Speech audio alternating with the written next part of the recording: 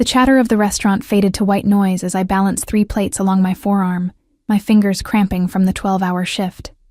The scent of garlic and seared meat clung to my uniform, to my hair, seemed to seep into my very pores. Bella Luna had once been my sanctuary, the job that kept a roof over my head and my daughter fed. But lately, it had become my prison. Table 7 is still waiting on their check, Emma. Frank's voice cut through the din, sharp and accusatory. I nodded quickly, feeling the familiar tightness in my chest. Frank Moretti had inherited Bella Luna from his father 6 months ago, and the charming family restaurant had transformed with its new owner. Gone was the warm atmosphere and friendly management. In its place stood a tyrant who counted every minute of my breaks and every penny in my till. I'll take care of it right now, I promised, hurrying to deliver the steaming plates to table 12 before retrieving the check. The family at table 12 smiled gratefully, the mother ushering her children's hands away from the hot plates. They were regulars, the kind who tipped well and learned my name. Their kindness was a small mercy in my exhausting day. As I turned to retrieve the forgotten check, I noticed him for the first time. He sat alone in the corner booth, the best seat in the house, with a view of both the entrance and the back exit. Dark suit, impossibly crisp white shirt, no tie. His presence seemed to bend the light in the room, drawing shadows toward him, while simultaneously commanding attention. Not that he seemed to want it. His gaze was steady on a leather-bound notebook before him, his fingers occasionally turning a page, or making a notation with a pen that probably cost more than my monthly rent. I'd never seen him before, yet something about him made my skin prickle with awareness. Perhaps it was the way the other servers gave his table a wide berth, or how Marco, our normally unflappable bartender, personally delivered his drink, something amber in a crystal tumbler. Or perhaps it was the man seated at the bar, facing outward, his attention constantly scanning the room before returning to the corner booth. "Emma!" Frank's voice again, closer now. "What are you staring at? Table 7. I startled, nearly colliding with a busboy. "Sorry, I'm going." As I hurried to retrieve the check, I felt the weight of a gaze on my back.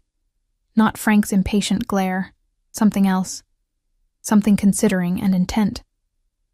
But when I glanced toward the corner booth, the man's attention remained fixed on his notebook. I was rushing back with Table 7's check when it happened. Frank emerged from his office just as I passed, his thick arm shooting out to grab my wrist. "You're distracted today," he hissed, his fingers digging painfully into my skin. "That's the 3rd table you've kept waiting." "I'm sorry," I whispered, aware of nearby customers turning to look. The humiliation burned hotter than the pain. "We're short-staffed, and Lucia called in sick. Excuses." His grip tightened. "Maybe you need a reminder about who's in charge here." I tried to pull away, feeling the first edge of real fear. Frank had been volatile before, but never physical. The change in him sent ice through my veins. "Frank, please. Customers are watching." His eyes narrowed dangerously. "Then we'll continue this, where they can't see." With a sharp tug, he pulled me toward the swinging kitchen doors. I stumbled after him, trying desperately not to cause a scene. My daughter Lily needed this job, needed the flexible hours that allowed me to take her to school and pick her up afterward. Being a single mother at 26 had taught me to swallow my pride more times than I could count. As we pushed through the doors, the kitchen's heat hit me like a wall. The cooks glanced up, then quickly averted their eyes, a reaction I'd seen too often lately when Frank was angry. They couldn't risk their jobs either. "You've been distracted for weeks," Frank growled, finally releasing my wrist. An angry red bracelet of fingerprints remained. "Late 3 times this month, begging for schedule changes, disappearing to take phone calls about your kid." "Lily was sick," I said, rubbing my wrist. "The school nurse called." "I don't care." His voice echoed against the stainless steel counters. "This isn't a charity. Your personal problems aren't my concern." I felt tears threatening, but forced them back. Crying would only make things worse. "It won't happen again. You're right, it won't." His smile didn't reach his eyes. "Because you're working doubles for the next 2 weeks. No more special schedule." The floor seemed to tilt beneath me. "But I can't.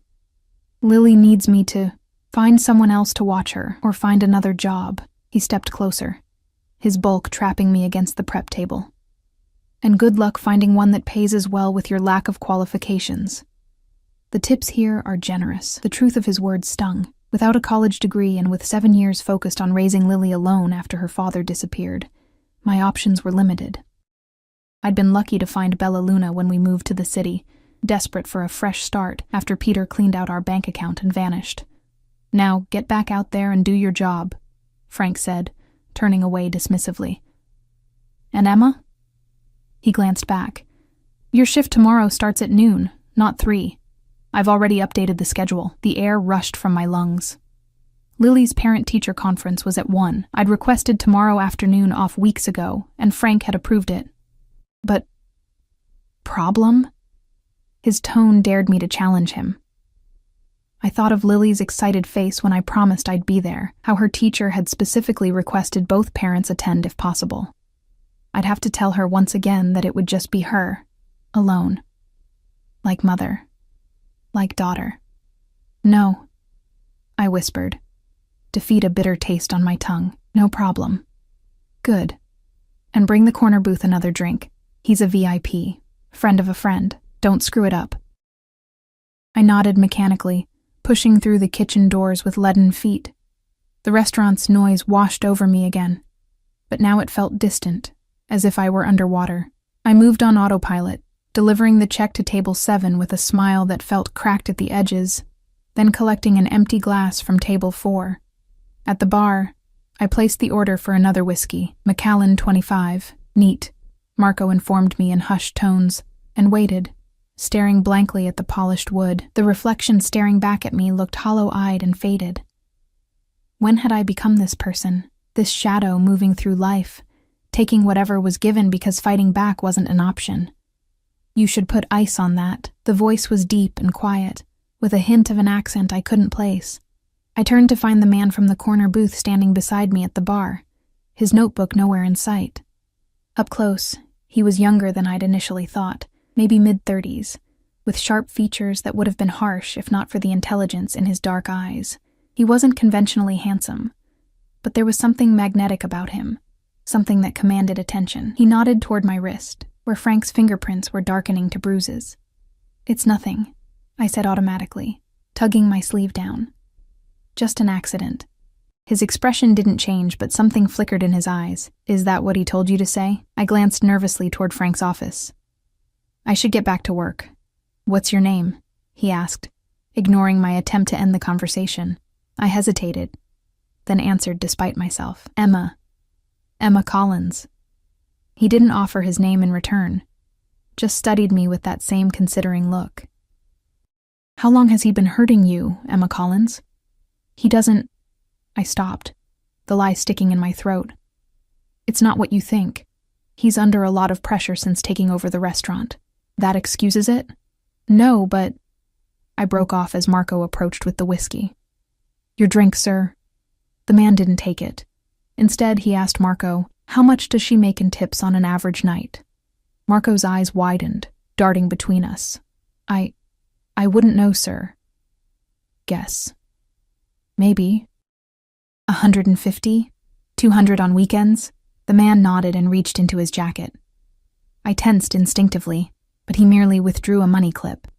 Peeling off several large bills, he placed them on the bar and slid them toward me. Take the rest of the night off, he said. Go home to your daughter. I stared at the money, more than I'd make in a week, then back at him, fear prickling along my spine. How do you know about my daughter? A ghost of a smile touched his lips. You have a charm bracelet peeking out from under your sleeve. One charm is a small gold L. You've touched it 4 times in the 3 hours I've been watching you. A nervous habit. Your finger has a faded ring mark, but no ring. And when that man, he tilted his head toward Frank's office, mentioned your kid in the kitchen, you called her Lily. My mouth went dry. You heard that? From all the way across the restaurant, I hear what I need to hear. He picked up his whiskey, his eyes never leaving mine. Take the money, Emma Collins. Consider it an advance. An advance for what? He took a sip of his drink. A favor I may ask someday. Warning bells clanged in my mind. This wasn't charity. This was something else entirely. Something potentially dangerous. I thought of Lily waiting at Mrs. Rodriguez's apartment, probably already in her pajamas doing homework at the kitchen table. I thought of the parent-teacher conference tomorrow that I'd now miss because of Frank's vindictive scheduling. I can't accept this, I said, pushing the money back toward him. I don't even know who you are. You will. He didn't touch the money, and you're going to accept it, because you need it more than I do. Your daughter needs it. The mention of Lily again sent a chill through me. Please don't talk about my daughter. His expression softened fractionally. I mean her no harm, but that man... He nodded toward Frank's office again. He harms you. And what harms you, harms her. I couldn't argue with that logic. Every bruise I hid, every tear I swallowed, affected Lily in ways I tried to pretend she didn't notice. Why are you doing this? I asked. Let's call it a dislike of bullies. His answer came too smoothly, too practiced. Before I could respond, the kitchen doors banged open and Frank emerged, his gaze sweeping the restaurant until it landed on me. His face darkened as he stormed toward us. Emma, what are you doing bothering our guest? Get back to your tables. I flinched, already stepping backward when the stranger shifted slightly, his shoulder angling between Frank and me in a subtle but unmistakable gesture of protection. She's not bothering me, he said, his voice cooler than before. In fact, we were having a pleasant conversation until you interrupted. Frank faltered, his aggressive stride breaking rhythm. Mr. Russo, I apologize if she was... Russo? The man raised an eyebrow. I think you have me confused with someone else. Frank paled visibly. I'm sorry. I thought Giorgio mentioned... I know Giorgio, the man conceded, but I am not Russo. The exchange meant nothing to me, but it clearly meant everything to Frank, whose entire demeanor transformed from bullying to obsequious in seconds. Of course, sir. My mistake. Can I get you anything else? On the house, of course. You can give Emma the rest of the night off, he said, finishing his whiskey and setting the glass on the bar. With pay. Frank's jaw worked, his eyes flicking between the stranger and me. Sir, we're short-staffed tonight, and she's already agreed to... I wasn't asking. The man's voice remained perfectly pleasant, but something in it made the hair on my arms stand up. It was the voice of someone accustomed to being obeyed. Frank swallowed hard. Of course, sir. Emma, you can go. I stood frozen, unable to process what was happening. Your coat, the stranger prompted gently. Go get your things. Moving mechanically, I headed to the employee locker room, my mind racing. By the time I returned with my purse and worn jacket, the stranger was back at his corner booth, once again absorbed in his notebook. Frank was nowhere to be seen, and Marco gave me a wide-eyed look that clearly advised, go now. I hesitated by the exit, feeling I should say something, thank you, perhaps, or goodbye, to the mysterious man who'd intervened. But as I glanced toward his booth, the man seated at the bar, the one who'd been watching the room, caught my eye and gave an almost imperceptible shake of his head. The message was clear. Leave. I pushed through the door into the cool night air, my legs trembling with delayed shock. Only when I was halfway down the block did I realize I was still clutching the money he'd placed on the bar. I hadn't meant to take it, had even pushed it away, yet somehow it had ended up in my hand. A cab turned the corner, its yellow light glowing in the darkness. I raised my hand to hail it, feeling the weight of unseen eyes on my back. As I slid into the cab's back seat and gave the driver Mrs. Rodriguez's address, one thought echoed in my mind. I didn't even know his name, but he knew mine. He knew about Lily, and something told me our paths would cross again. What I couldn't know then was how that brief encounter would change everything, and how the favor he mentioned would come due sooner than I expected. The cab ride home felt surreal, as if I were floating outside my own body. Streetlights streaked past the window, casting alternating patterns of light and shadow across my hands. The money, his money, felt heavy in my pocket, a tangible reminder that tonight had irreversibly altered something in my carefully balanced life. You okay back there, miss? The cab driver's eyes met mine in the rearview mirror. You look like you've seen a ghost. I'm fine, I lied, forcing a smile. Just tired. He nodded sympathetically. Long shift, huh? My sister's a waitress, too. Tough work. I made a non-committal sound and turned to stare out the window again. The familiar landmarks of our neighborhood began to appear. The 24-hour laundromat with its flickering sign, the corner bodega where Mr. Patel always slipped Lily an extra piece of candy, the small park where we spent Sunday afternoons when the weather was good. Normal, ordinary places that anchored our lives. They looked different tonight, somehow diminished by the knowledge that there were people who could change your circumstances with nothing more than a quiet word. People who noticed things like charm bracelets and faded ring marks. People who could hear conversations through kitchen doors and make Frank Moretti, the man who'd been terrorizing me for months, crumble with a single glance. When the cab pulled up in front of Mrs. Rodriguez's apartment building, I overtipped the driver using a bill from my own wallet, not willing to break into the mysterious man's money just yet. The thought of spending it filled me with a vague unease, like accepting a contract whose terms I hadn't read. Mrs. Rodriguez answered her door with surprise written across her kind, wrinkled face. "Emma, you're early tonight. Is everything okay?" "Everything's fine," I assured her, stepping into her apartment that smelled of cinnamon and clean laundry. My shift ended sooner than expected. In the living room, Lily sat cross-legged on the floor, math workbook open on the coffee table, her dark curls falling forward as she frowned in concentration. At 7 years old, she was all skinned knees and determined spirit, so much like me in appearance, but with a quiet resilience entirely her own. My heart squeezed painfully at the sight of her. "Mommy," she exclaimed when she saw me, her face lighting up. "You're home early. Mrs. Rodriguez made empanadas." "I saved you some," Mrs. Rodriguez said, patting my arm. "You look tired, mija. Sit, eat something." I wanted to refuse, to gather Lily and retreat to the safety of our small apartment 2 floors up. But the genuine warmth in my neighbor's eyes made me hesitate. Mrs. Rodriguez had been a godsend since we moved to the building 6 months ago, watching Lily after school when my shifts ran late and charging far less than she should for the service. "Thank you," I said, sinking onto her worn sofa just for a few minutes. While Lily packed up her homework, Mrs. Rodriguez brought me a plate with 2 golden empanadas and a small bowl of rice. The familiar, homey food brought unexpected tears to my eyes that I quickly blinked away. "Something happened tonight," Mrs. Rodriguez said quietly, her shrewd gaze missing nothing. "You want to talk about it?" I shook my head, conscious of Lily returning to the room. "Another time." She nodded, understanding in her eyes. "Whenever you're ready, I'm here." 20 minutes later, Lily and I were climbing the stairs to our 3rd-floor apartment, her small hand warm in mine as she chattered about her day at school. Our building had no elevator, a fact I usually cursed after long shifts on my feet, but tonight, I welcomed the burn in my calves, the familiar strain grounding me in normalcy. And then Joey put the class frog in Angela's desk, and Ms. Wilson got really mad, but Angela didn't even scream.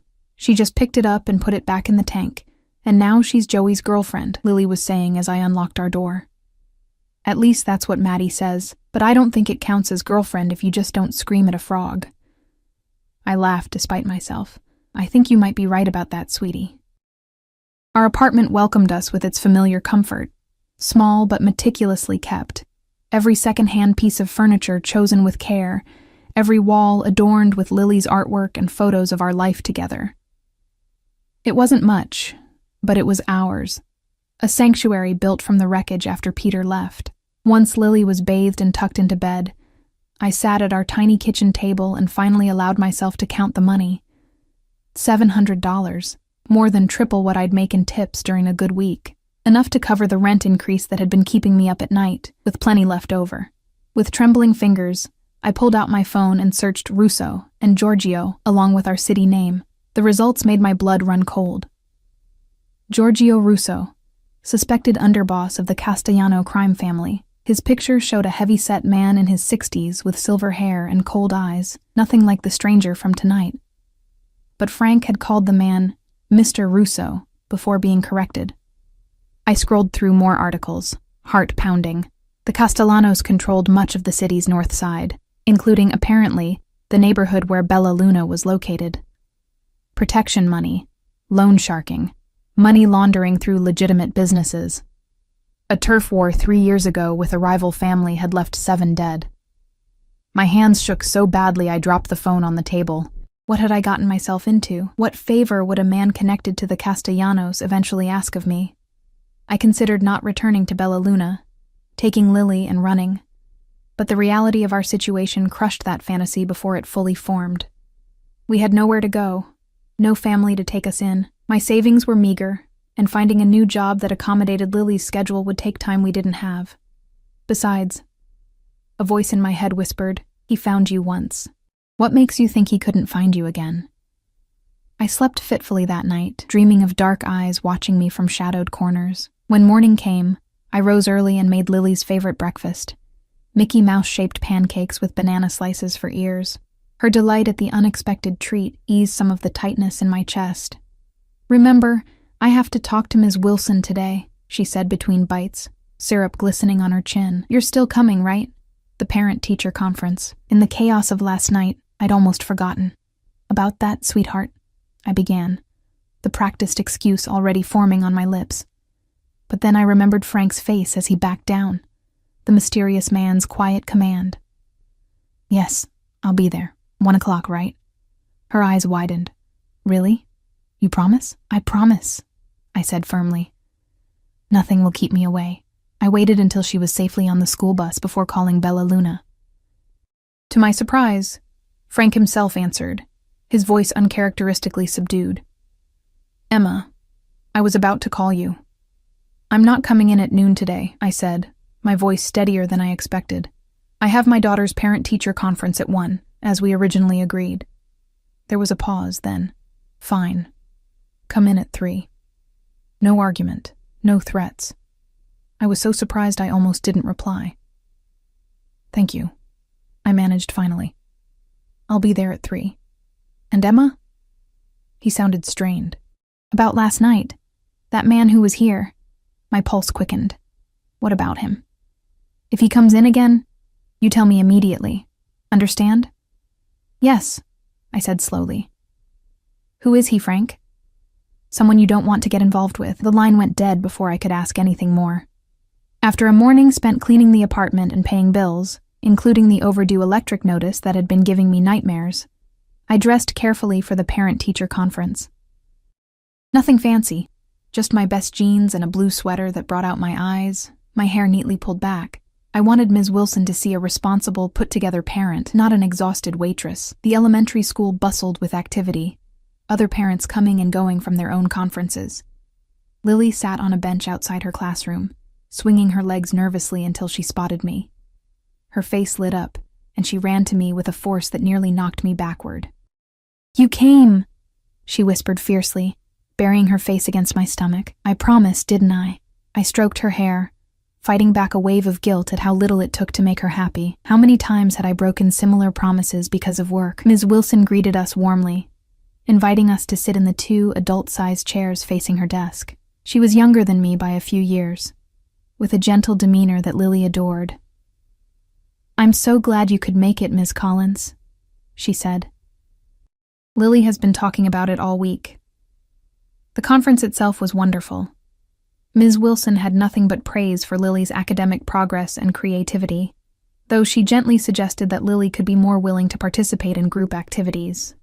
"She's a bit of a loner," Ms. Wilson explained, "very self-sufficient, which is admirable, but I'd like to see her form more friendships." I nodded, thinking of how Lily had learned early to entertain herself during my long shifts, to be content with her own company.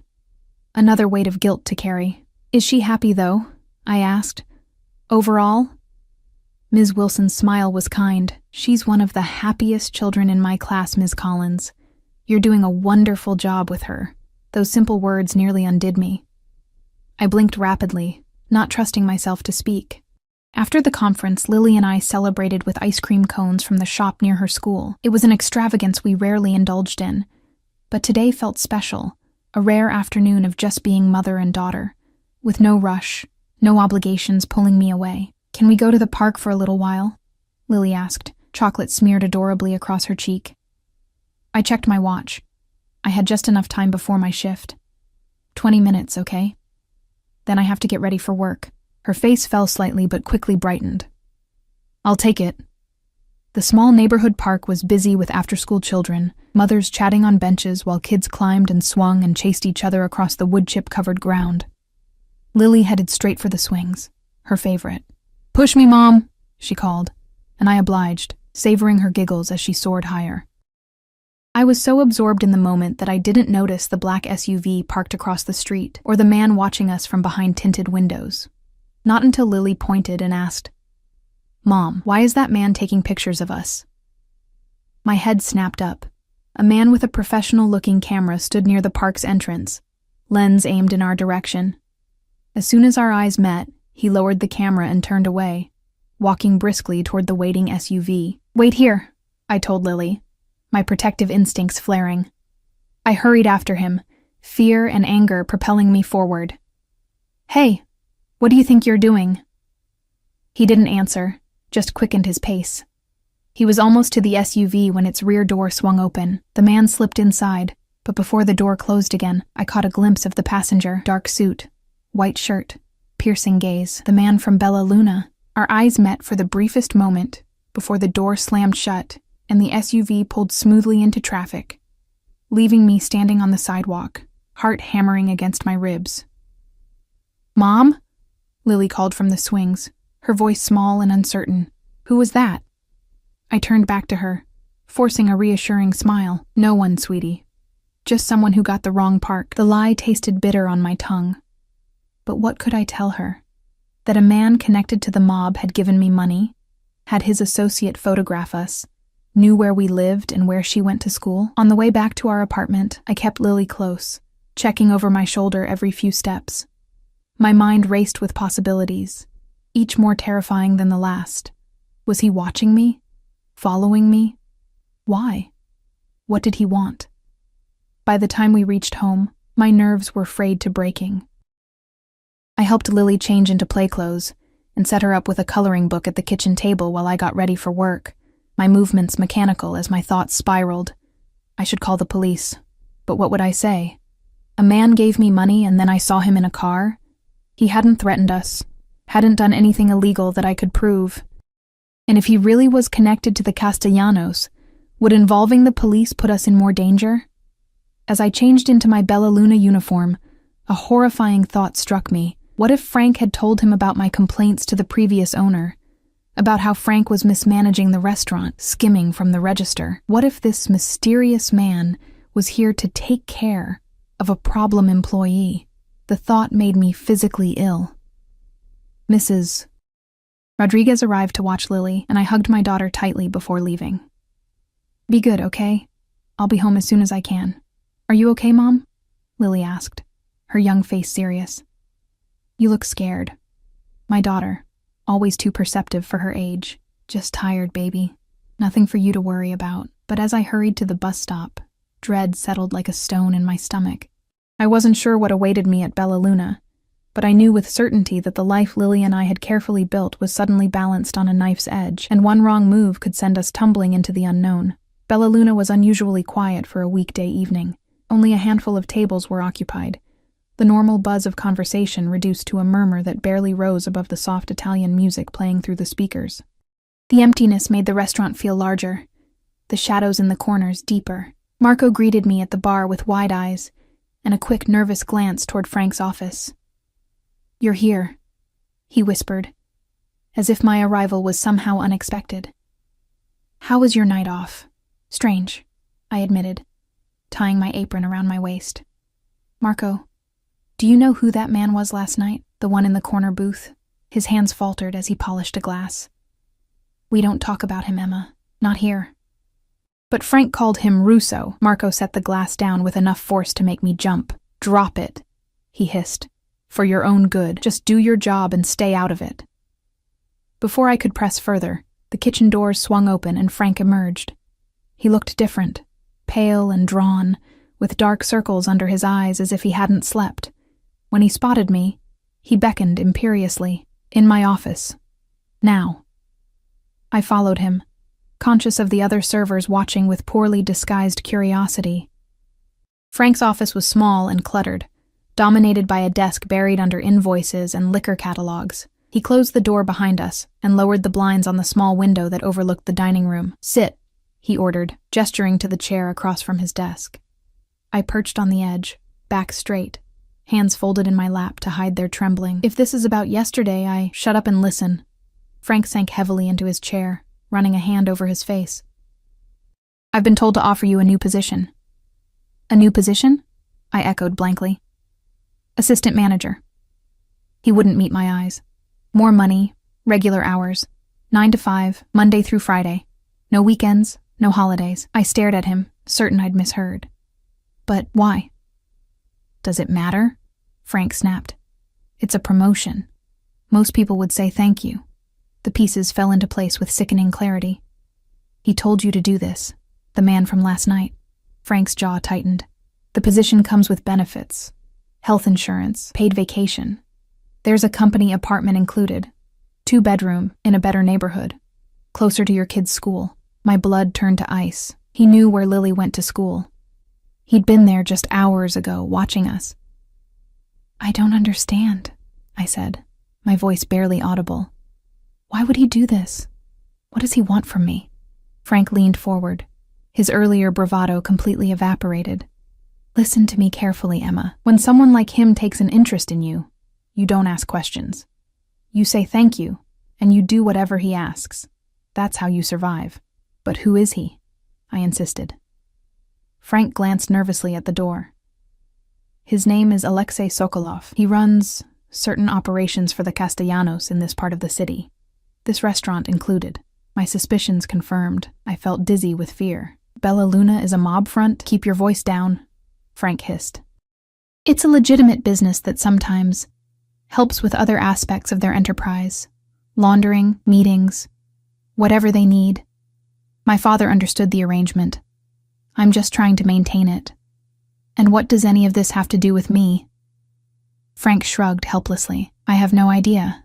But Sokolov called me at 6 this morning and told me to create this position for you. Said if I didn't, he'd find someone who would." The threat was clear, even secondhand. I thought of the money in my apartment, the man taking photos at the park, Sokolov's quiet words. "Consider it an advance." "What if I refuse?" "Don't be stupid," Frank scoffed. "Nobody refuses Sokolov. I have a daughter to think about," I said, more to myself than to him. "I can't get involved in anything illegal." "The job is legitimate," Frank insisted. "The paperwork will be clean. You'll manage schedules, handle some ordering, help with the books. Nothing criminal." He hesitated. "At least not on paper. Not on paper." The implication hung between us like a storm cloud. "When do I need to decide?" "Now," Frank said flatly. "He's waiting for my call." My head spun. This was happening too fast, the ground shifting beneath my feet with every passing minute. "Can I at least see the apartment first? Talk to Lily about moving?" Frank's laugh was bitter. "You think this is a negotiation? It's already done. Your things are being packed as we speak." "What?" I stood abruptly, the chair scraping against the floor. "What do you mean my things are being packed? Who's in my apartment?" "Professional movers," Frank said, not meeting my eyes. "Don't worry, they're being careful with your stuff. And your kid is fine. She's with your neighbor." The violation of my privacy, of my home, sent a surge of anger through me that temporarily overcame my fear. "You had no right." "I didn't do anything," Frank shouted, standing to face me. "This is all him. You think I want you as my assistant manager? You think I wouldn't rather fire you and never see your face again? But he owns me, just like he apparently now owns you." We stared at each other across the desk, both breathing hard. In that moment, I saw Frank clearly for the first time, not as the tyrant who'd been making my life miserable, but as another puppet whose strings were being pulled by forces beyond his control. A soft knock at the door broke the tension. Marco poked his head in, his expression apologetic. "Emma, there's someone here for you." My heart sank. "Let me guess. Tall, dark suit, expensive watch?" Marco shook his head. "No, it's a woman. Says her name is Natalia. Says she works for Mr. Sokolov." "A woman." That, at least, was unexpected. I smoothed down my uniform and followed Marco into the dining room, where a striking woman in her 40s waited near the hostess stand. Her sleek black bob and impeccably tailored pantsuit exuded efficiency and authority. When she saw me, she smiled, a practiced expression that didn't reach her cool gray eyes. "Emma Collins?" Her accent was similar to Sokolov's, but lighter, more Americanized. "I'm Natalia Petrova. Mr. Sokolov sent me to help with your transition." "My transition," I repeated numbly. "To your new apartment," she clarified, as if speaking to a slow child. "The movers will be finished soon. I'm to take you there now, help you get settled, explain your new duties.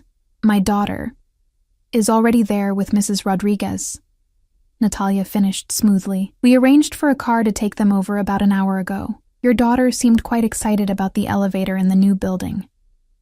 The casual way she spoke about Lily, as if she had any right to know my child, my private life, ignited my anger again. "And if I refuse to go with you?" Natalia's smile tightened imperceptibly. "That would be unwise, Ms. Collins. Mr. Sokolov is being extremely generous. It would be a shame to disappoint him." The implied threat hung in the air between us.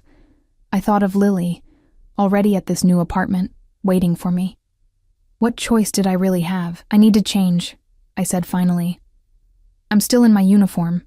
Natalia nodded approvingly, as if I'd made the correct decision on a test. "Of course. I'll wait." In the employee locker room, I changed with shaking hands, my mind racing. The situation felt surreal, like a bizarre dream I couldn't wake from. Why would a man like Sokolov, a mobster by Frank's admission, take such an interest in a waitress and her daughter? What could he possibly want from me that warranted this level of... what? Protection? Coercion? Ownership? When I emerged in my street clothes, Natalia was waiting by the door, phone in hand. "Ready?" she asked, not looking up from her screen. "Not really," I muttered, but followed her outside to where a black town car idled at the curb. The driver, a broad-shouldered man with a close-cropped beard, opened the rear door without a word. As I slid into the leather back seat, I noticed the partition between the front and rear was raised, giving the illusion of privacy. "Nice car," I said as Natalia settled beside me, more to break the silence than anything. "Mr. Sokolov believes in quality," she replied, her tone neutral. "He only associates with the best." I turned to look at her directly. "Why me, then? I'm a waitress with an associate's degree and more debt than savings. I'm hardly the best at anything. That's not for me to discuss." She tapped on the partition, and the car pulled smoothly into traffic. The drive took us across town to a neighborhood I rarely visited. Not quite the wealthy Upper East Side, but several steps above anywhere I could normally afford. The apartment building was modern and well-maintained, with a uniformed doorman who nodded respectfully to Natalia as we entered the lobby. "Good evening, Ms. Petrova. Everything is ready for Ms. Collins." "Thank you, James." She led me to the elevator, swiping a key card to access the upper floors. "You'll get your own card tomorrow. For now, the doorman will let you in and out." "So I'm a prisoner," I said flatly. Natalia raised an eyebrow. "Hardly.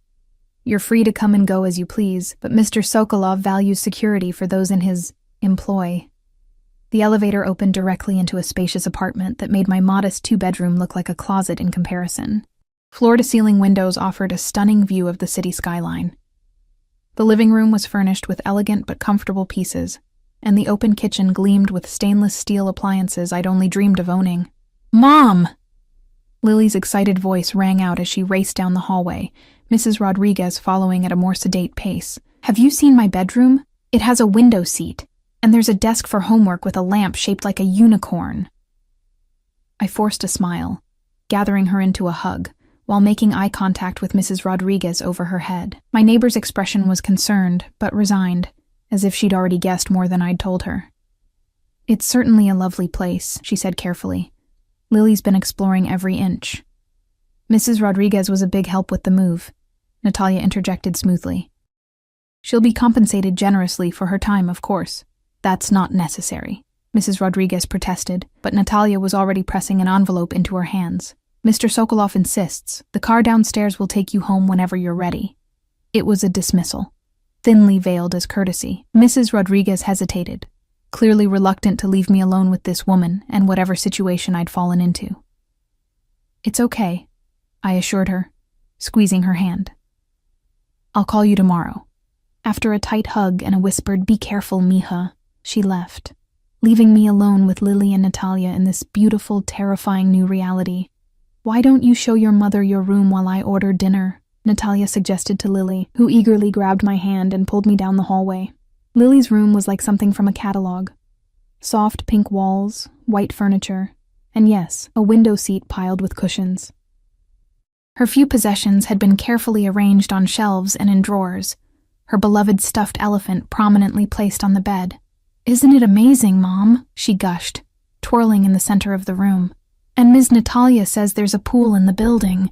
Can I take swimming lessons?" The innocent request broke my heart. How many times had Lily asked for swimming lessons, only for me to explain that we couldn't afford them? Now, suddenly, we were living in a luxury apartment with access to amenities I could never have provided on my own. At what cost? "We'll see, baby," I said, stroking her hair. "We need to talk about all this. It's happening very fast." Her face grew serious, suddenly looking older than her 7 years. "Are we in trouble, Mom? Is that why we had to move so quickly?" "No, sweetheart. I struggled to find words that wouldn't frighten her. "It's a new opportunity for us, a better job for me, a nicer place to live, but it's a big change, and I want to make sure you're okay with it." "I like it here," she said simply. "And you look less tired already, out of the mouths of babes." I hugged her tightly, breathing in the familiar scent of her strawberry shampoo. "As long as we're together, we'll be fine," I promised, wishing I felt as confident as I sounded. When we returned to the living room, Natalia was ending a phone call. "Dinner will be here in 20 minutes, she announced. "Lily, there's a TV in the den with streaming services set up. Why don't you pick a movie while I talk to your mother?" Once Lily was settled with a remote bigger than her hand, Natalia led me to the kitchen island, where 2 glasses of red wine waited. "I don't drink when my daughter's awake," I said automatically. Natalia looked faintly amused. "1 glass won't impair your parenting abilities. Besides, you look like you need it." She wasn't wrong. I took a reluctant sip. It was excellent wine, rich and smooth, probably worth more than I made in tips on a good night. "Let me be direct," Natalia said, leaning against the counter. "You're wondering why Alexei has taken such an interest in you. Why the apartment, the job, the special treatment." The thought had crossed my mind, I said dryly. "The simple answer is that he saw something in you that interested him. Alexei doesn't explain himself to me or anyone else, but in my experience, he values certain qualities: resilience, loyalty, discretion. You must have displayed these. By serving him whiskey?" Her lips twitched. "By standing up to an abusive employer while still protecting your daughter. By refusing his money initially. By maintaining your dignity in difficult circumstances." I thought of the photographs at the park, the background check that must have preceded this move. He had me investigated, of course. Natalia sipped her wine calmly. "Alexei leaves nothing to chance. Your ex-husband's abandonment, your struggle as a single mother, your excellent work record before Frank Moretti took over the restaurant. All of it painted a picture of someone who might be useful." "Useful for what?" I asked, the dread returning. "Your official position is assistant manager at Bella Luna. You'll handle schedules, payroll, some bookkeeping. Nothing illegal, as I'm sure Frank assured you. And unofficially?" Natalia studied me over the rim of her glass. "Unofficially, you'll be a set of loyal eyes and ears, in a business that requires absolute discretion. People talk freely around waitresses and managers. They forget you're there, or they don't consider you important enough to guard their words." "He wants me to spy for him," I translated flatly. "Information is valuable in Alexei's world," she confirmed. "More valuable than money, sometimes. You'll report directly to me, and I'll relay anything significant to him." I set my barely touched wine down with a decisive click. "And if I refuse? If I take Lily and leave tonight?" Natalia's expression didn't change, but her voice cooled several degrees. "Then the generous salary, the apartment, the health insurance that would cover your daughter's asthma medications, all of it disappears, and Alexei would be disappointed." The threat wasn't even veiled this time. I thought of the photographs again, the knowledge of Lily's school, our routine. The message was clear. There was nowhere we could go that he couldn't find us. "I don't have a choice, do I?" I said quietly. We all have choices, Emma. Natalia's voice softened unexpectedly. But some are harder than others. For what it's worth, I've worked for Alexei for 15 years. He can be demanding, even harsh, but he rewards loyalty generously and he keeps his word. If you do as he asks, your daughter will want for nothing. Her education, her future, all secured. The doorbell rang before I could respond. Natalia straightened, businessman's mask sliding back into place. That will be dinner. We can continue this conversation tomorrow. Your first day at your new position begins at 9. As she went to answer the door, I stood frozen in the beautiful kitchen of my beautiful new prison, watching my daughter laugh at something on the television in the other room. In less than 24 hours, our entire lives had been uprooted and rearranged at the whim of a man I'd met only once.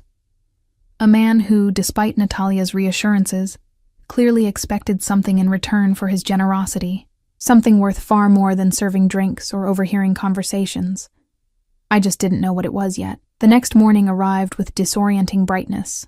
The luxurious blackout curtains in my new bedroom had kept out every trace of dawn, leaving me to wake in a panic when the unfamiliar alarm clock flashed 7:30 a.m. For a moment, I didn't know where I was. The king-sized bed, the plush carpet under my feet, the ensuite bathroom with marble countertops all felt like a hotel, not home. Reality crashed back as I heard Lily's footsteps pattering down the hallway, followed by her delighted discovery of the fully stocked refrigerator. "Mom, there's chocolate milk." I pulled on a robe I'd found hanging in the walk-in closet, not mine, but perfectly my size, and padded into the kitchen to find Lily already helping herself to breakfast. The fridge and pantry had been stocked with all our usual brands, plus luxury items we normally couldn't afford. Someone had studied our shopping habits very carefully. "Slow down, honey," I cautioned as she gulped the chocolate milk. "We have plenty of time before school." She wiped away her milk mustache with the back of her hand. "Do I take the same bus from here?" The question gave me pause. I hadn't considered the logistics of getting Lily to and from school from our new location. Before I could formulate an answer, my phone chimed with a text message from an unknown number. "Car will take Lily to school at 8:15. Driver's name is Dimitri. He will pick her up at 3 Mounds and bring her to Bella Luna. Ms. Rodriguez has been arranged as after-school care until you finish your shift." As if summoned by the message, there was a knock at the door. I approached cautiously, checking the peephole to find Natalia standing in the hallway, immaculate in another perfectly tailored suit, tablet in hand. "Good morning," she said briskly when I opened the door. "I trust you slept well?" "Like the dead," I admitted. The bed had been sinfully comfortable, though my dreams had been troubled. She swept past me into the apartment. "Excellent. We have much to cover before you start at Bella Luna." She spotted Lily at the kitchen counter, and her businesslike demeanor softened fractionally. "Good morning, Lily. Are you excited for school today?" Lily nodded shyly. "I like your shoes," she said, pointing to Natalia's sleek black heels. A ghost of a smile touched Natalia's lips. "Thank you. Perhaps we'll get your mother some like them." She turned to me, all business again. "You should get dressed. There's a suitable wardrobe in your closet. The black pantsuit and blue blouse would be appropriate for your first day." I bristled at being told how to dress, but swallowed my pride. "I'll just help Lily get ready first." "No need. I'll assist her while you shower," Natalia said, setting her tablet down. "We want to make a good impression on your first day, yes?" The way she said "we" made it clear this wasn't a request. I glanced at Lily, who seemed perfectly comfortable with Natalia's presence, already chattering about her classroom hamster as she finished her cereal.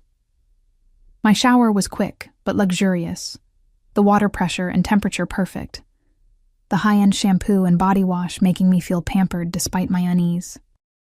In the closet, I found not only the black pantsuit Natalia had mentioned, but an entire wardrobe of business attire and casual clothes, all in my size and in styles I might have chosen myself if money were no object. Even the underwear drawer held brand new items with tags still attached, practical cotton for every day, delicate lace for... I slammed the drawer shut, not wanting to think about why someone would anticipate my need for lingerie. When I emerged, dressed as instructed in the pantsuit and blue silk blouse, Natalia gave me an appraising look. "Much better. You look the part now. The part of what? I asked, keeping my voice low so Lily wouldn't hear from her bedroom, where she was changing. A woman of importance, Natalia replied simply. In Alexei's world, appearance matters. The way you present yourself determines how others treat you, with respect or contempt. I tugged self-consciously at the jacket sleeves. I feel like I'm playing dress-up. You'll get used to it. Now let's go over your schedule. For the next 20 minutes, while Lily finished getting ready, Natalia outlined my new role at Bella Luna with military precision. My hours would be 9 to 5, Monday through Friday. I would handle staff scheduling, payroll, inventory, and basic accounting. I would have my own office, Frank's current space, which was being renovated as we spoke. I would report any issues or concerns directly to Natalia, not Frank. What about Frank? I asked. I'm supposed to be his assistant manager, but it sounds like I'll be running the place. Frank has been reassigned, Natalia said delicately. He'll be managing another property for the organization. You'll report directly to Alexei through me. The implications made my stomach twist. You're firing him because of me? Natalia's expression remained neutral. His demotion has nothing to do with you. Frank has been skimming from the register for months, thinking no one would notice. Alexei was already planning to move him somewhere with less temptation. I thought of Frank's expensive watch, the new car he'd been bragging about. I'd suspected he was stealing, but hearing it confirmed only made me more anxious about my new position. If Alexei didn't tolerate theft from someone like Frank, what would happen if I made a mistake? As if reading my thoughts, Natalia added, You don't need to worry. Everything you need to know will be taught to you. Just be honest, be discreet, and everything will be fine. At precisely 8:15, another text announced that Dmitri was waiting in the lobby. Lily emerged from her room looking neat in her school uniform, backpack over her shoulders. Your driver is here, sweetie, I said, trying to sound casual, as if having a private chauffeur was completely normal for us. Her eyes widened. I get a driver? Like in the movies?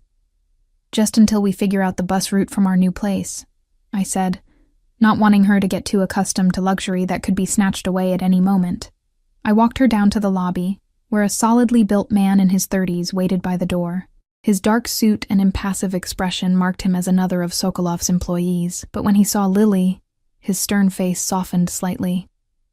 Miss Collins, he said with a faint Russian accent, offering a small bow that made Lily giggle. My name is Dmitri. I will be your driver to and from school. Are you a bodyguard too? Lily asked with the directness of childhood. You look like one. A flicker of amusement crossed his face. I am whatever, Mr. Sokolov requires me to be, he said diplomatically. Today, I am your driver. We should go, or you will be late. I knelt to hug Lily goodbye, whispering, Be good. Listen to your teachers, and I'll see you this afternoon at the restaurant, okay? Okay, she agreed, returning my hug fiercely before stepping back. You look pretty today, Mom, like a boss lady. The innocent observation nearly brought tears to my eyes. Thank you, baby. Have a good day. I watched them leave, Dimitri's broad shoulder clearing a path through the revolving door, his hand protectively on Lily's back as he guided her to a waiting town car. The tenderness in the gesture was at odds with his intimidating appearance, and I felt a flicker of relief knowing my daughter was being watched over, even if the circumstances were far from ideal. Back upstairs, Natalia was ending a phone call, her expression revealing nothing. Ready? She asked, gathering her things. Do I have a choice? I countered. Her lips curved in the barest hint of a smile. We all have choices, Emma. Remember that. The drive to Bella Luna was quick in the morning traffic, Natalia using the time to continue my briefing. The restaurant, she explained, was one of several legitimate businesses owned by Alexei through a complex web of holding companies and shell corporations. While it functioned as an actual restaurant, and a profitable one at that, it also served as a meeting place, a front for certain financial transactions, and occasionally, a neutral ground for negotiations with rival organizations. Your job is to run it as a restaurant, she emphasized. The other aspects are not your concern unless Alexei specifically involves you. And if the police ever investigate, I asked bluntly. Everything on paper is legitimate, she assured me. Your salary, the apartment, it's all properly documented through legal channels. You're simply a restaurant manager who's been given a generous compensation package. It sounded plausible enough on the surface, but I wasn't naive. And what about Lily? Is she safe in all this? Natalia's expression softened fractionally. Children are off limits in our world, Emma. It's one of the few universal rules. Besides, Alexei has arranged special protection for her. Dmitri is not just a driver. He's one of our best security personnel. Nothing will happen to your daughter. The restaurant was still closed when we arrived, the morning sun glinting off the polished windows. A construction crew was already inside, the sounds of hammering and drilling audible from the parking lot. Your office renovations, Natalia explained. They'll be finished by noon. Inside, the restaurant was transformed from its usual dimly lit ambiance to a work zone. Plastic sheeting separated Frank's old office from the dining area, and the bar was covered to protect it from dust. Marco stood awkwardly by the hostess stand, clearly unsure of his role in this new dynamic. "Morning, Emma," he said cautiously, eyes darting between me and Natalia. "Nice suit." "Thanks," I replied, feeling strangely embarrassed by my transformation. "Is everyone here?" "Kitchen staff's prepping for lunch. Servers don't start until 11. He lowered his voice. Frank cleared out his desk last night. Left without saying goodbye to anyone. Before I could respond, the plastic sheeting parted and a familiar figure emerged. Tall, imposing, impeccably dressed in another dark suit. Alexei Sokolov surveyed the chaos with a critical eye before his gaze landed on me. Something flickered across his face. Satisfaction, perhaps, before his expression returned to its usual inscrutable mask. "Ms. Collins," he said, crossing the room to stand before me. "I trust the apartment meets your expectations?" The casual question, as if he were a landlord checking on a new tenant rather than a man who had completely upended my life, ignited a spark of defiance. "It's lovely," I said coolly, though I generally prefer to choose my own living arrangements, and my own clothes. Beside me, Natalia tensed, but Alexei's mouth curved in a slight smile. "Of course. Consider the current wardrobe a starting point. You're free to supplement it as you wish." He glanced at his watch. Platinum, I noted. Probably worth more than my previous annual salary. "Walk with me. Natalia, oversee the renovations." It wasn't a request. Natalia nodded and moved toward the office, leaving me alone with Sokolov. He gestured toward the restaurant's small outdoor patio, a space rarely used except in the height of summer. To my surprise, it had been transformed overnight, the worn furniture replaced with elegant wrought iron tables, the cracked concrete now covered with terracotta tiles, and potted plants creating privacy screens around the perimeter. "Another renovation," I observed as he held the door open for me. "Bella Luna has been neglected for too long," he replied, guiding me to a table in the corner where a coffee service waited. Frank's father understood the value of appearances. Frank, unfortunately, was more concerned with immediate profit. He poured coffee for us both, his movements precise and elegant. Up close, in the morning light, I could see him more clearly than in the dim restaurant. He was younger than I'd initially thought, perhaps mid-30s, with dark hair cut short at the sides but longer on top, and eyes that seemed to miss nothing. A thin scar traced his jawline on the left side, the only imperfection in his otherwise symmetrical features. "Why am I here, Mr. Sokolov?" I asked directly, ignoring the coffee. The truth this time, not the sanitized version Natalia gave me. He sat back, studying me with that same considering look I remembered from our first meeting. "The truth," he repeated, as if testing the word. "The truth is that I saw something in you that interested me. Something rare." "What?" "My outstanding waitressing skills?" His lips quirked. "Your dignity. Your resilience. The way you carry yourself despite circumstances that would break many others. You remind me of someone I once knew." The personal admission surprised me. "Who?" "My mother," he said simply.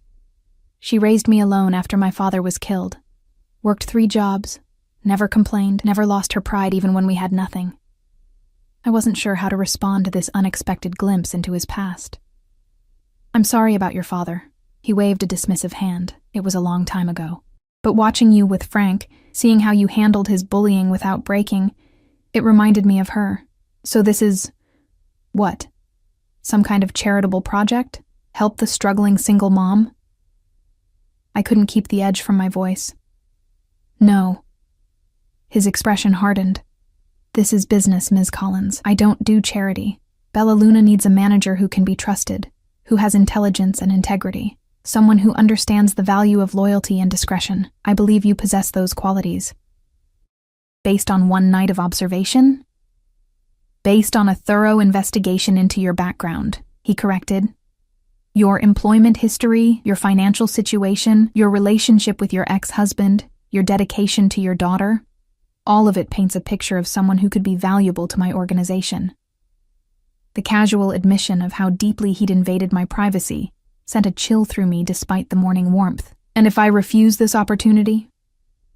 Then you go back to your old life, he said with a shrug. Back to working double shifts for barely enough to cover rent. Back to missing your daughter's school events. Back to counting pennies for medication she needs.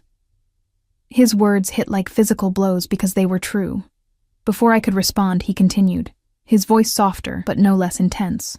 Or you can accept the position. Good salary, good benefits, regular hours that allow you to be there for your daughter, a secure home in a safe neighborhood. The only requirement is loyalty and discretion. And spying for you, I added. Reporting conversations, watching for… what, exactly? Information. He sipped his coffee calmly. People speak freely around restaurant staff, especially those they consider beneath their notice. Politicians, businessmen, rival organizations. They all dine here occasionally. All I ask is that you pay attention and report anything that might be relevant to our interests. And how would I know what's relevant? Natalia will guide you initially. You'll develop an instinct for it over time. I turned the coffee cup between my hands, buying time to think. And Lily? How does she fit into all this? She doesn't, he said firmly. Your daughter remains entirely separate from my business. She goes to school, comes home, lives a normal life. The only difference is that now she has security, stability, and a mother who doesn't have to work herself to exhaustion just to keep a roof over their heads. Put like that, it sounded almost reasonable. Almost. Why me? I asked again, still not satisfied with his explanation. There must be dozens of people in your organization who could manage this restaurant. People you already trust. Something flickered in his eyes. A hesitation, perhaps. Or a calculation. Trust must be earned, Ms. Collins. You have certain qualities that make you suitable for this position. In time, you may be entrusted with more responsibility if you prove worthy of it. More responsibility in the restaurant or in your other businesses, I challenged. His smile was enigmatic. That depends entirely on you. Before I could press further, the patio door opened and Natalia appeared. Alexei, the contractors need your input on something, he nodded, standing smoothly. We'll continue this conversation another time. For now, familiarize yourself with the restaurant operations. Natalia will provide everything you need. As he passed me, he paused, his voice dropping so only I could hear. One more thing, Emma. The apartment, the job, the car service. These are not chains. They're opportunities. What you make of them is your choice. Then he was gone, leaving me with cooling coffee and the distinct feeling that I'd just been offered both a lifeline and a noose, with no way to tell which would tighten first. The rest of the day passed in a blur of introductions, paperwork, and crash courses in restaurant management. The staff eyed me warily. The waitress suddenly elevated to management overnight, now dressed like someone from corporate and speaking in hushed tones with Natalia. I caught whispers, curious glances, even some resentment from servers who'd been there longer than I had. By 3 o'clock, when Dimitri arrived with Lily in tow, I was mentally exhausted, but beginning to get a handle on my new role. The office renovations were complete. The space now twice its original size, with sleek furniture, state-of-the-art computer equipment, and a small private bathroom. On the wall hung framed certificates establishing Emma Collins as the assistant manager of Bella Luna, backdated to make it appear I'd earned the position through years of service rather than overnight intervention. Lily bounded into the office with the exuberance of youth, dropping her backpack on the new leather couch. "Mom, your office is so cool!" She spun in place, taking in the transformation. "And Dimitri let me sit in the front seat." I raised an eyebrow at Dimitri, who lingered in the doorway with an almost sheepish expression. "She asked very politely," he explained, "and I had the child lock engaged." "Can I do my homework here?" Lily asked, already pulling out her math workbook. "Mrs. Rodriguez is in the kitchen teaching the cooks how to make real empanadas." I blinked in surprise. "Mrs. Rodriguez is here?" Dimitri nodded. "Mr. Sokolov hired her as a consultant for the new menu items, authentic, home-style cooking, he called it. Another piece of my old life, neatly absorbed into this new one. I wasn't sure whether to feel comforted or disturbed by how thoroughly Sokolov was intertwining himself in our world. As the afternoon wore on, I gradually settled into a rhythm, reviewing inventory lists and staff schedules, while Lily colored quietly on the couch, occasionally asking for help with homework. It was, ironically, the most time I'd spent with her on a weekday in years. Usually she'd be with Mrs. Rodriguez until my late shift ended, often already asleep when I finally made it home. By closing time, I'd made progress on organizing the chaotic bookkeeping system Frank had left behind, and had drafted a new server rotation that would distribute the lucrative weekend shifts more fairly. It felt good to use my business degree, even in this limited capacity. Skills I'd thought would never be relevant again after dropping out of my MBA program when I became pregnant with Lily. Natalia appeared in my doorway as I was shutting down the computer. "Ready to go home? The car is waiting." Home. The word caught me off guard. The luxury apartment wasn't home. Not yet, maybe not ever. But Lily seemed to have adapted to our new circumstances with the resilience of childhood, already chattering about a play date with a classmate who lived in our new building. As we walked through the now empty restaurant toward the exit, Natalia's phone chimed. She checked it, her expression revealing nothing. "Change of plans. Alexei would like to join you for dinner." My steps faltered. "Tonight? Where?" "At your apartment," she replied, as if it were the most natural thing in the world. "He's already there." The thought of Sokolov in our space, even if it was technically his space, sent a jolt of anxiety through me.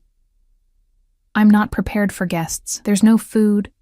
Everything has been arranged," Natalia cut in smoothly. "You need only arrive." As we stepped outside into the cool evening air, I saw not the usual town car, but a sleek black Mercedes idling at the curb, Dimitri standing by the rear door. Natalia guided us toward it, her hand light but insistent on my lower back. "Remember what I told you," she murmured, as Dimitri helped Lily into the back seat. "Alexei rewards loyalty generously. This dinner is important." "Important how?" I whispered back, an edge of panic in my voice. Her enigmatic smile offered no comfort. "You'll see." As the car pulled away from Bella Luna, I couldn't shake the feeling that I was being driven not toward a simple dinner, but toward some kind of test, one whose parameters and consequences remained maddeningly unclear. The drive back to the apartment seemed both endless and too brief. Beside me, Lily chattered excitedly about her day, oblivious to the tension radiating from my rigid posture. Dimitri's eyes occasionally met mine in the rearview mirror, his expression unreadable. "Who's coming to dinner?" Lily asked as we pulled up to our building, the doorman already moving to open our door. "Mr. Sokolov," I said, trying to keep my voice light. "He's my new boss." "Is he nice?" A loaded question with no simple answer. "He's complicated," I settled on finally, "but you don't need to worry about anything. Just be your wonderful self." The elevator ride up felt like ascending to a judgment. Natalia had left us at the restaurant, saying she had other matters to attend to, but her parting words echoed in my mind. This dinner is important. When the doors slid open directly into our apartment, the first thing that struck me was the smell. Rich, savory aromas that made my mouth water despite my anxiety. The second was the sound of someone moving in the kitchen, the soft clink of glassware and the gentle sizzle of food cooking. "Hello?" I called, instinctively placing myself in front of Lily. "In the kitchen," came Sokolov's voice. surprisingly casual. I exchanged a confused glance with Dmitri, who merely shrugged before stepping back into the elevator. "I'll pick up Lily at 7:45 tomorrow," he said as the doors closed, leaving us alone with whatever scene awaited in the kitchen. Holding Lily's hand, I moved cautiously through the apartment. The dining table had been set with elegant simplicity. Fine china, crystal glasses, linen napkins folded into perfect triangles. A bottle of wine breathed in a decanter at the center, and soft classical music played from the hidden speakers I hadn't even known existed in the apartment. But the real surprise awaited in the kitchen, where Alexei Sokolov, the man I'd mentally categorized as a dangerous, calculating mob boss, stood at the stove, sleeves rolled up to his elbows, stirring something in a sauté pan. He'd shed his suit jacket and tie, and a dish towel was casually draped over one shoulder. He looked up as we entered, his expression warming fractionally. "Perfect timing," he said, as if there was nothing unusual about finding him cooking in our kitchen. "Dinner is almost ready." I stared, momentarily speechless. Lily had no such constraint. "You're cooking?" she asked, wide-eyed with the blunt curiosity of childhood. "I thought rich people had chefs." A genuine smile curved his lips, transforming his austere features. "My mother taught me to cook," he told her. "She said a man who cannot feed himself is always at the mercy of others." "My mom teaches me too," Lily offered, warming to him instantly in that terrifying way children do, with no sense of self-preservation. "I can make scrambled eggs all by myself." "An important skill," he agreed seriously. "Perhaps you'd like to set the table while your mother and I finish dinner?" Lily nodded eagerly and bounded off to the dining room, leaving me alone with Sokolov in the kitchen. A domestic tableau so incongruous with everything I knew about him that I almost laughed. "This is unexpected," I said finally, moving closer to see what he was cooking. "I find that the unexpected is often the most memorable," he replied, stirring what appeared to be a rich mushroom sauce. "Besides, restaurants are my business. It would be strange if I didn't know my way around a kitchen." On the counter, I spotted the ingredients for our meal: expensive cuts of steak, fresh vegetables, a loaf of crusty bread. Nothing ostentatious or showy, just quality ingredients prepared with obvious skill. "Why are you doing this?" I asked, keeping my voice low so Lily wouldn't hear from the dining room. His hands never faltered in their work as he answered. "I thought it was time we spoke more candidly, away from the restaurant, from Natalia, from the trappings of business. Food has a way of disarming people." "Is that what you're trying to do? Disarm me?" His dark eyes met mine, a flicker of amusement in their depths. "Would it work?" "I doubt it," I said honestly. He nodded, as if my answer pleased him. "Good. I don't need you disarmed, Emma. I need you alert, perceptive, and unafraid to speak your mind, at least with me." I leaned against the counter, watching him work.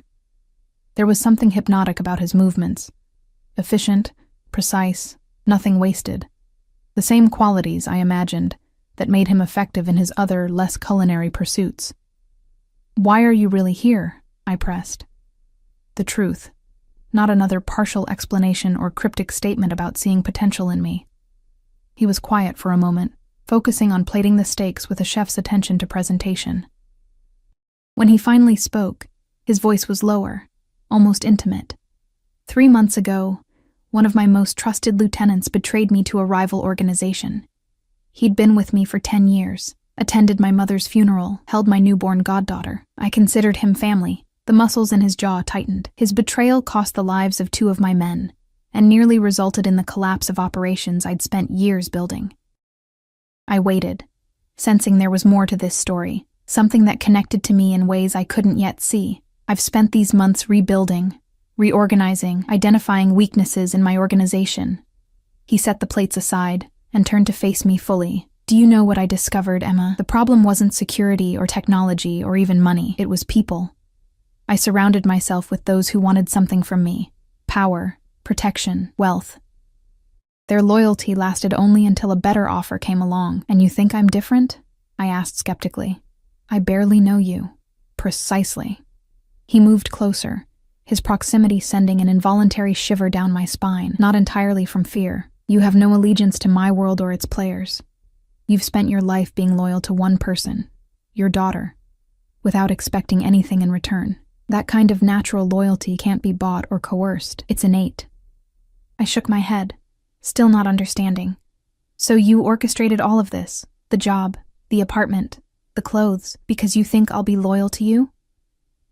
No, he said quietly. I did it because I know you'll be loyal to your daughter. And now, her well-being is tied to mine. The cold calculation of it stole my breath.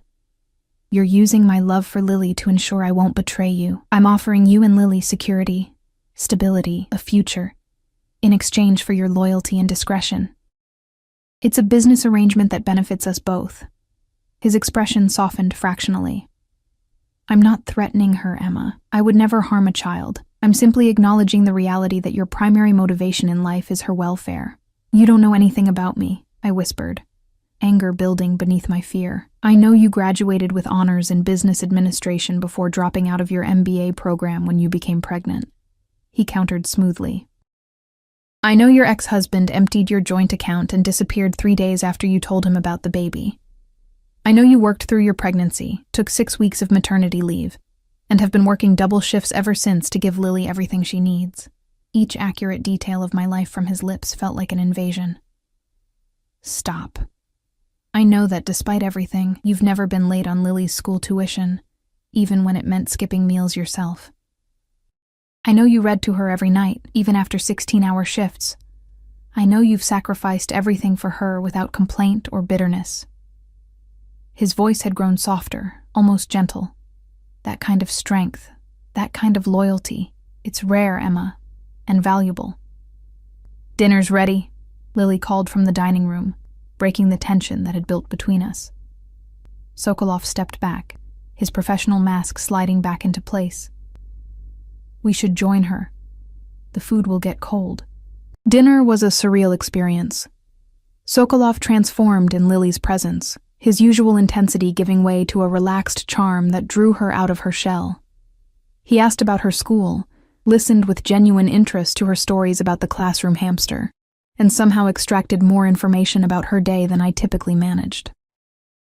By dessert, a decadent chocolate cake that had Lily's eyes widening in delight, she was completely won over, giggling at his understated jokes and proudly showing him her charm bracelet. The L is for Lily, she explained, pointing to the charm he'd noticed on my wrist that first night. Mom has a matching one. She says as long as we have these, we're always connected, even when she's working late. Sokolov's eyes met mine across the table, something unreadable in their depths. A beautiful sentiment, he said quietly. After dinner, when Lily had been tucked into bed with a new storybook that had mysteriously appeared on her nightstand, Sokolov and I returned to the living room. He poured 2 glasses of cognac from a crystal decanter that I was certain hadn't been there that morning. She's a remarkable child, he said, handing me a glass. You've done an exceptional job raising her alone. Thank you, I said stiffly, accepting the drink, but not drinking, though I'm sure you knew that from your thorough investigation into my life. He acknowledged the barb with a slight tilt of his head. Information and understanding are different things. Files tell me facts, not the strength of character it takes to build a life from nothing. Is that what you did? Built your life from nothing? A shadow passed over his face. In a manner of speaking, my father was killed when I was 12. A business dispute, you might say.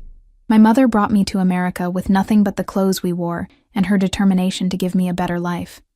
The parallel to my own situation with Lily wasn't lost on me.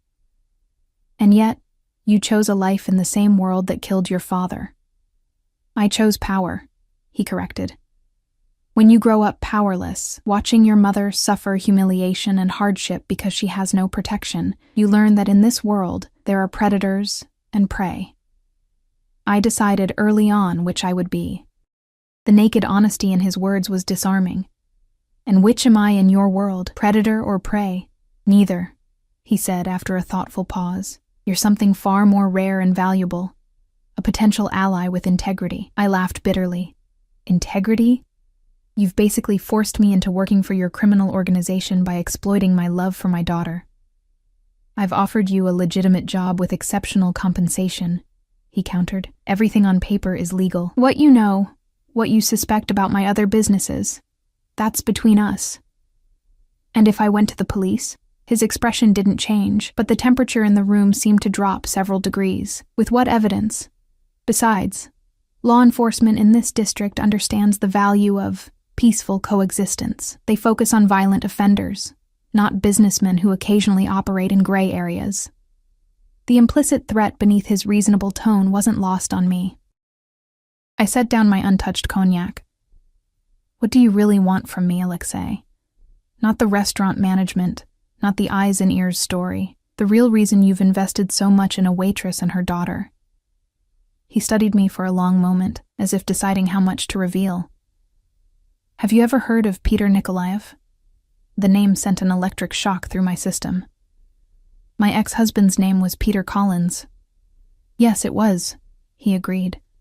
After he changed it from Nikolaev. Before he met you, before he became the charming sales representative who swept you off your feet, Peter was an accountant for the Baranovsky family, rivals of mine in certain enterprises.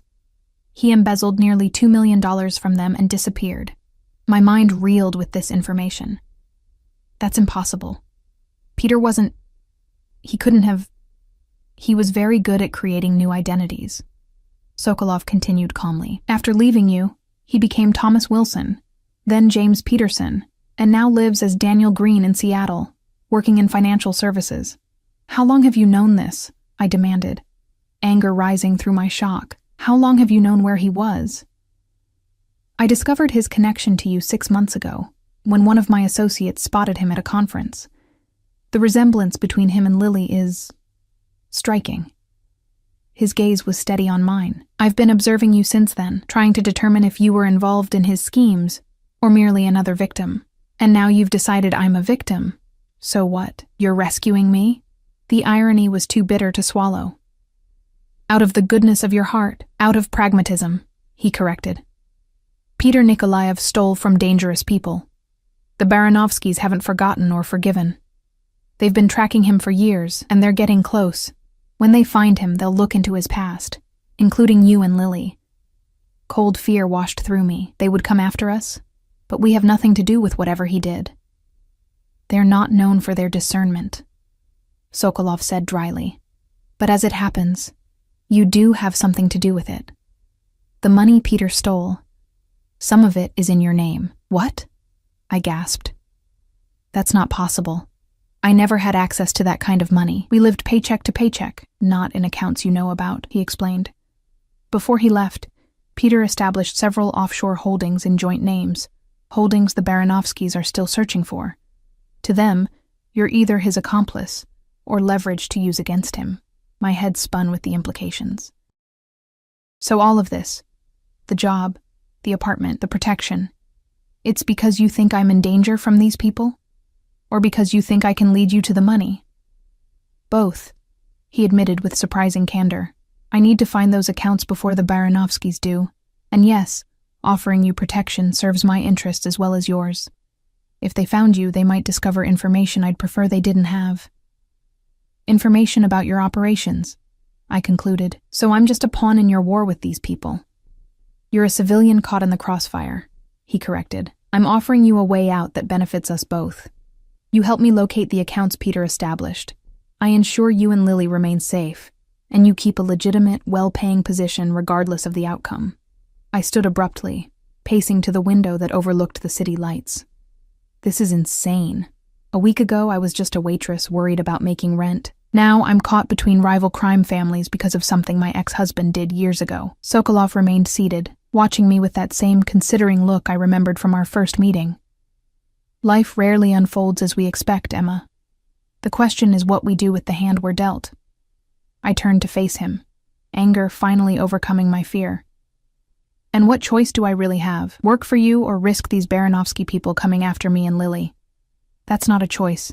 That's coercion. No, he said, rising to stand before me. Coercion would be threatening you directly. I'm offering protection from a threat that exists independently of me, a threat you weren't even aware of until tonight. How convenient, I said bitterly. Convenient for whom? He countered. I've invested considerable resources in you already, with no guarantee of return. I've given you a position that puts you close to sensitive aspects of my business. I've shared information that could be dangerous to both of us if repeated. Those are not the actions of someone looking for a pawn, Emma. They're the actions of someone looking for a partner. The word hung between us, loaded with implications. A partner in what, exactly? In rebuilding what was damaged by betrayal, he said simply. In creating something more secure, more legitimate. Something that could, eventually, exist entirely within the boundaries of the law. I searched his face for deception and found only intensity. You expect me to believe you want to go legitimate? Not overnight, he conceded. But as a long-term strategy, yes. The most dangerous periods in our business come during transitions of power, during conflicts between rivals. I've survived 2 such periods already. I don't care to test my luck with a third. And I fit into this strategy how exactly?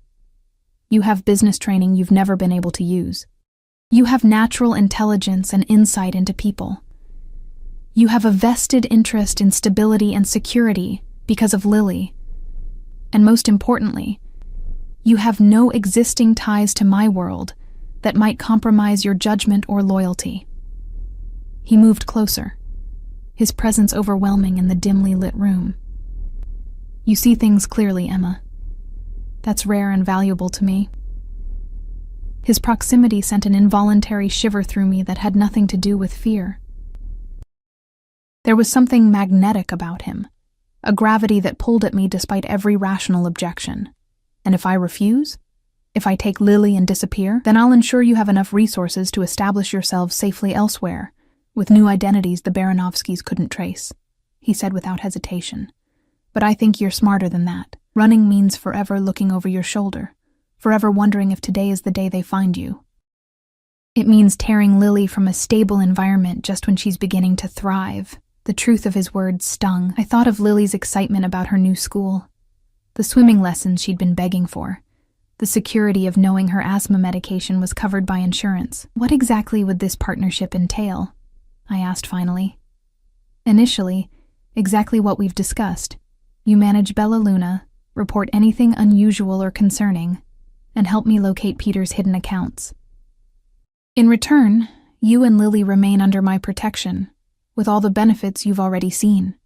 And after that, if we find these accounts, he smiled, a genuine expression that transformed his austere features. After that, we assess your strengths and interests. Perhaps you finish your MBA.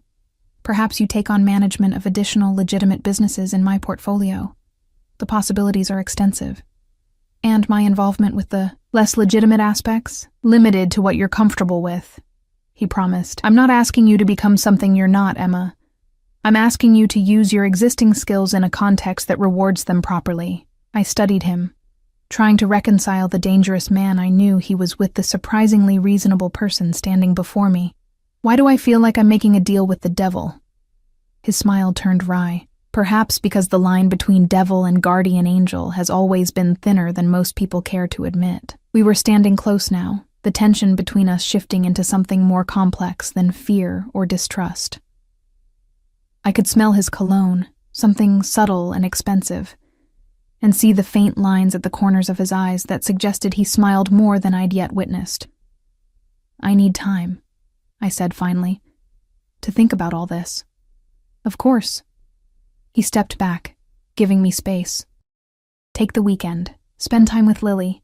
Consider the alternatives realistically, not idealistically. I'll expect your answer Monday morning. As he gathered his jacket and prepared to leave, a question that had been nagging at me finally surfaced. You said I remind you of your mother. Is that really why you're doing all this?